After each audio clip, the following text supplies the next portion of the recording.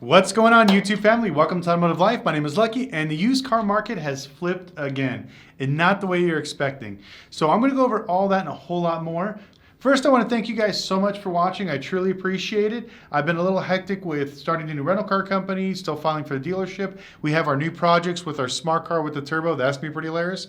We're doing some new things for this channel to hopefully grow it, because trust me, there's a bunch of YouTubers out there saying, oh, the market's crashing and blah, blah, blah. So I don't want to be a one-trick pony when it comes to YouTube. I'm sure you've seen a lot of these guys saying the same regurgitated bullshit over and over again. So today I want to talk about the used car market and where I see it going and what's currently happening.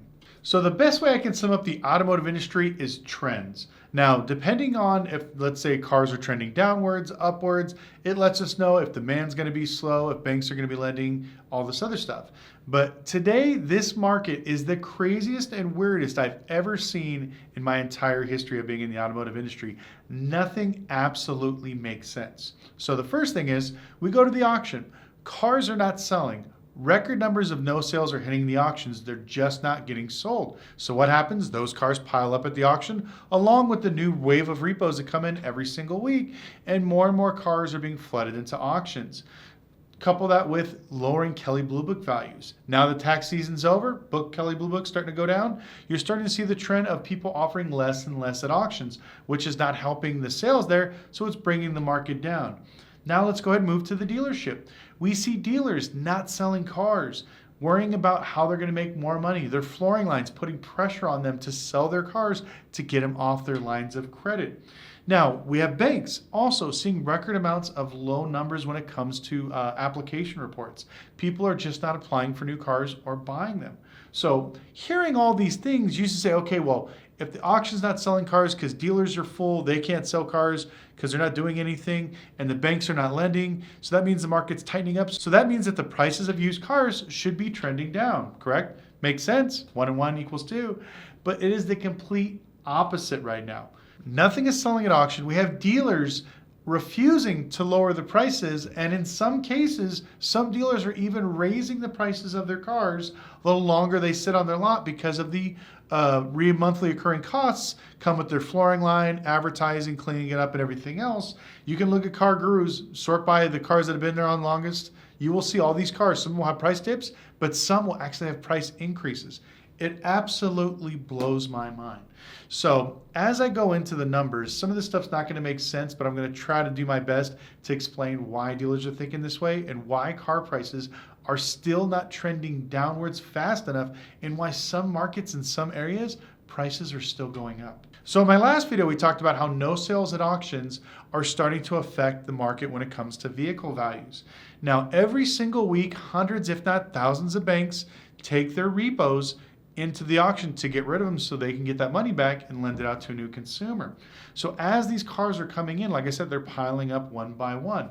Now, every time it runs through the lane, if it doesn't sell, those just keep going to the back of the line, and that snowball gets bigger. So it could be maybe 1,000 cars this week. Next week, it could be 1,200 cars. Next week, it could be 1,300 cars, 1,400 cars, 1,500 cars. So now we're actually above pre-pandemic levels when it comes to the average car count at Mannheim and Odessa. So everybody's saying there's a supply, that you can't get these cars. Absolute bullshit. You can go watch my channel, watch any of these guys' channels that walk around the auctions. You can absolutely see there are tons of cars. And not only tons of cars, we're talking repos. A lot of these trade-ins, that we didn't see because people are buried in their cars, they're not going in there, but we're seeing more and more repos come in. We're seeing more dealers take their aged inventory back to auction to get rid of it. So now that we have all this surplus at the auction, nothing is selling there. And people are so buried into it, whether it's these banks that lent too much money, or the dealers that lent way too much money or borrowed too much money to buy these cars at auctions. Both parties are at a stalemate. They're stuck. They're stuck with overpriced inventory. So traditionally, we would like to lower our prices, be aggressive, and get rid of the cars and get them off our flooring lines or our lines of credit so we can just move on, capture another car, and buy it for cheaper. So the thing that doesn't make sense is if I buy, let's say, this Mercedes here, and I have one on my lot for $25,000, and I can go buy the exact same car at the auction today for, let's say, 18. Why would I hold on to this one for 25? I'll just run at the auction, take a loss, go buy another one for 18, sell it for maybe $22.50, something like that, a little bit cheaper than yours, capture that revenue, and then just move forward to the next car. Dealers don't do this, and I don't know why. I read your guys' comments. Why aren't the prices going down? Why aren't dealers working with me? I simply can't explain it to this point. It's gotten so bad where I hear dealers crying and salespeople quitting. I can't sell cars. We can't get them out. We're in too much to them. Customers don't have the down payments. So dealerships should start getting rid of their inventory so this way it's not a boat anchor weighing them down, but they refuse to do that. Now let's go ahead and fast forward to the lending side. Our lenders, I can't understand this either. They're being very restrictive when it comes to lending to offset their losses that they're taking at the auction. Now, I understand why they're doing this because they want to make sure that they outrun their risk of the bad paper. How do they do this? That means if that same Mercedes is $25,000, if the book's 25 grand, they're going to lend you maybe $25,000 to $22,000. That's it. The days of getting 150, 60% finance with tax, title, warranty, and all that stuff, that shit's over with. So now banks are being really strict with lending. So this is a good thing to balance their banks. But the downfall is I hear dealerships and sales guys and F&I guys, finance guys, crying that they have cars on their lot that no banks will touch. Now, when I went shopping for my car, I think I told you guys a few times, when I was looking for an exotic car loan, a lot of the banks that I had previously paid off loans with did not want to do any business with exotic cars. They would give me a loan for a Cadillac, a Mercedes, an Audi, whatever else, but nothing over $150,000. And then on top of that, if it was anything like a Maserati, Lotus, Lamborghini, Ferrari, anything exotic, no. Automatic no. Even if you have an 800 credit score. I've heard stories from different reps at Lamborghini, some at Ferrari, of people getting turned down by Volkswagen or Audi Financial that they would not accept these types of cars without big down payments. So we're already seeing that trend of banks starting to turn the tide. So all these things should basically culminate into lowering the price of vehicles and getting rid of cars. But like I said, this is the only time in history I've seen it this way. If you go to Car Gurus, you can literally check cars by the longest date on here. You will see this list growing every single month. So if you're shopping for a car, don't look at price, don't look at this. Look at the oldest car that's on that platform. And I promise you, if you reach out to them, you will get a deal because it's been on there so long. Now, driving through all these franchise stores, I see tons and tons of brand new units, especially if you're looking for a Dodge truck, a Ford truck, a Jeep Wrangler. I feel extremely bad for Jeep dealerships. They have so many stock Rubicons, and then they, those ones they put $10,000, $20,000, $30,000 into to fix them up, to make them look crazy. The banks won't finance them, so now they're stuck with these cars unless they get somebody with $20,000, $30,000 down that'll offset the cost of their package that they put on there at the dealership. Now, some captive lenders are stepping into the market to actually absorb some of these losses that the franchise dealerships are having. And I think this is part of the problem of why we don't see franchise stores and some of these larger independents really lowering their prices, because there's still a handful of banks that are doing stupid lending, that are over lending or doing captive lending to get the customers in. Now, these are not traditional banks like Bank of America, Wells Fargo, stuff like that. These are like Toyota Financial, Ford Motor Credit, the manufacturer's actual bank.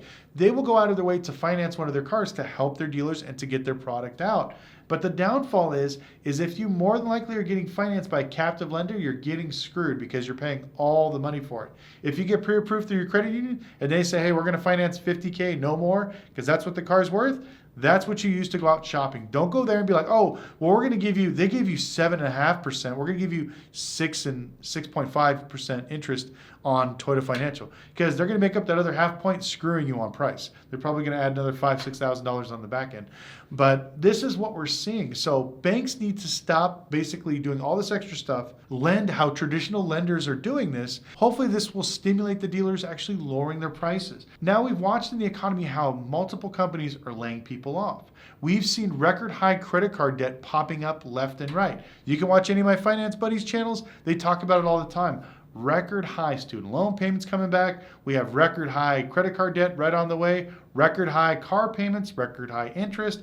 All these things should culminate into lowering the prices of new and used cars. But have they gone down that much? No, we're looking at about a 1.5 to 2% decrease every 2 to 3 weeks. Now, it is good. It is a small decrease, but it's not enough to move the needle. And people are getting to the point now where it's either pay their rent or buy another car. That's the whole reason why I'm opening up my dealership, is because I believe that this wave of new people, just like in '08, nobody wanted to go out and buy these, Mercedes and BMWs and Cadillacs and get all in debt. You're going to be seeing more and more people that are successful that learned from the last time driving buckets. I've gotten more calls from people wanting to step down on cars than step up on vehicles. They're like, oh, I still owe 20 grand on this car. Can you pay it off and I'll buy this $8,000 car from you cash? Nope, sorry, I don't want to deal with any of those expensive cars. Go somewhere else. And so I'm getting that request quite a bit. A lot of my franchise buddies, same thing. And then don't even get me started about how people are so upside down in their new cars. We're going to make a completely separate video. But this is something that doesn't make sense. Every time the car market flips, it usually flips for the better. But now the market's at a stalemate.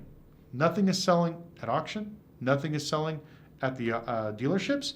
And the banks are just not financing. That means lower prices, but for some reason, it's not happening. So I'd love to hear from you guys. What do you think about this current market?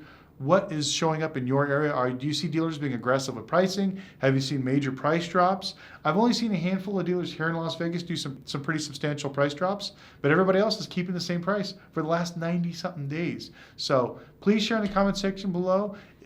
If you're looking at buying a car, I highly recommend waiting another month or two, because we're waiting for all these third quarter numbers to come out, and I think it's going to get really bad here shortly. But I know we've been holding and praying. We've been saying this for about a year now, but I still recommend holding and waiting unless you absolutely can't and you have to buy a car, because there's no sense in paying more money for a car and paying at a higher interest rate. Well, anyways, I want to thank you guys so much for watching. Make sure you subscribe to us. Also click the notification bell, notified every time we drop a content, and follow us on Instagram at Lucky Lopez.